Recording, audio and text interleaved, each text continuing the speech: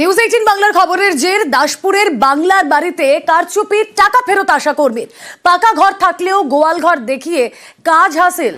স্ত্রীর কারসাজিতে স্বামীর নাম আবাস তালিকায়। শনিবার এই খবর দেখানোর পরেই আশা কর্মীকে ডেকে পাঠায় প্রশাসন।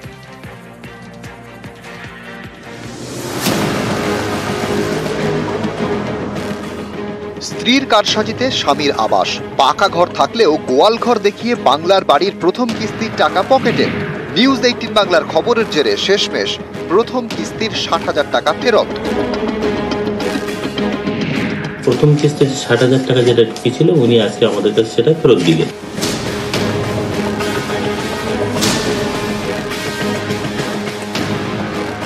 এই দেখুন, একতলা পাকা বাড়ি, পশ্চিম মেদিনীপুরের দাসপুরের ডিহিচেতুয়া গ্রামে এ বাড়ির বাসিন্দা বামাপদ চাকি।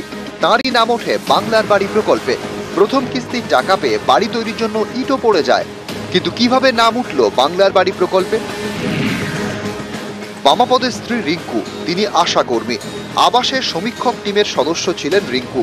অভিযোগ, পাকা বাড়ির তথ্য গোপন করেন রিঙ্কু। গোয়াল ঘরকে বসত বাড়ি দেখিয়ে স্বামীর নাম তুলতে কারসাজি করেন। টাকা ফেরত দেবেন না আপনি ঘর করবেন? আমার স্ত্রীকে বলি, আপনার স্ত্রীর সঙ্গে তো খারাপ সম্পর্ক, সেই আমাকে যোগাযোগ করে দিচ্ছে। এবারে মানে আপনার স্ত্রী সার্ভে, আমার প্রথমে সার্ভে তো সেই করেছে, সে যেহেতু তার একটা ক্ষমতা আছে সে করে দিয়েছে আপনার। কিন্তু আপনি মনে প্রাণে বলুন দেখি, আপনি তাকে বলবো যে আমার পাওয়ার যোগ্য নয়। শনিবার এ খবর দেখানো হয় নিউজ 18 বাংলায়। খবর দেখানোর পরই তৎপর হয় প্রশাসন। ডেকে পাঠানো হয় রিঙ্কু চাকিকে। বাংলার বাড়ির প্রকল্পের প্রথম কিস্তির টাকা ফেরত দেওয়ার নির্দেশ দেওয়া হয়। সেই মতো প্রথম কিস্তির 60,000 টাকা ফেরত দিলেন রিঙ্কু।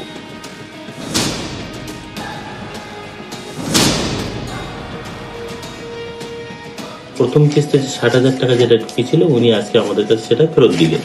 মানে ব্লক প্রশাসনের ডাকে সাড়া দিয়ে উনি কিন্তু টাকাটা আমাদের কাছে আজকে ফেরত করে দিয়ে গেলেন। দাসপুর থেকে সুকান্ত চক্রবর্তী, নিউজ 18 বাংলা।